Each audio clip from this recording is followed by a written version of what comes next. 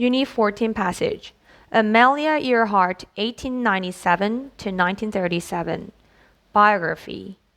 Surely no one in Amelia Earhart's family would have predicted that she would one day fly an airplane. Young Amelia showed no interest in airplanes. She was, on the other hand, interested in women who did admirable things. She collected newspaper articles about women who were engineers and lawyers. In the 1920s, it was unusual for females to have such careers. Years later, people would read about Earhart herself. Her devotion to flying would one day make her famous. Earhart's interest in flying was kindled by an exciting experience she had as a young woman. She had gone to an air show. At one point, Earhart heard a distant hum and looked up. A small red airplane was heading straight toward her and a friend.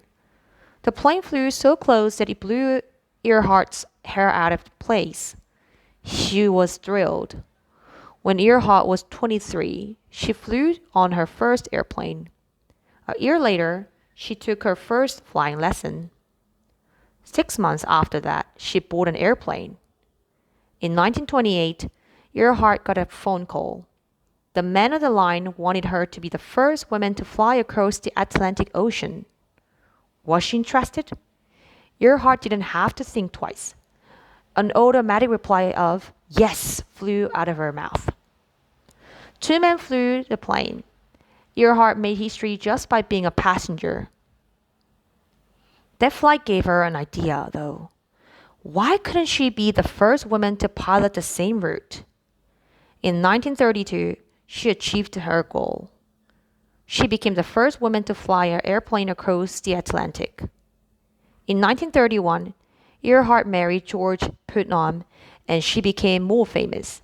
She flew more often. Putnam supported Earhart's passion for flying.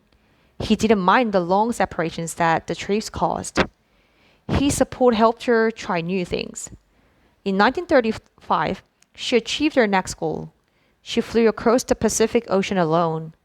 This flight was 2,408 miles long and would exhaust anyone. Yet, Amelia was determined. At one point during the flight, the weather was dreary and cold. To warm herself, she opened a thermos of hot chocolate. She later told that it was a special moment. There she was, sipping hot chocolate as she flew alone over the middle of the Pacific Ocean.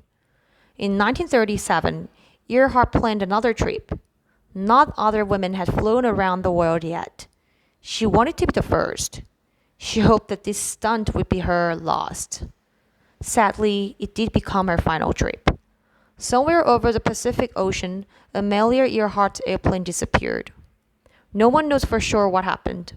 She might have crashed in the ocean or on an island.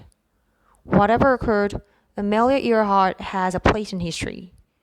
Today, she is a symbol of courage and adventure.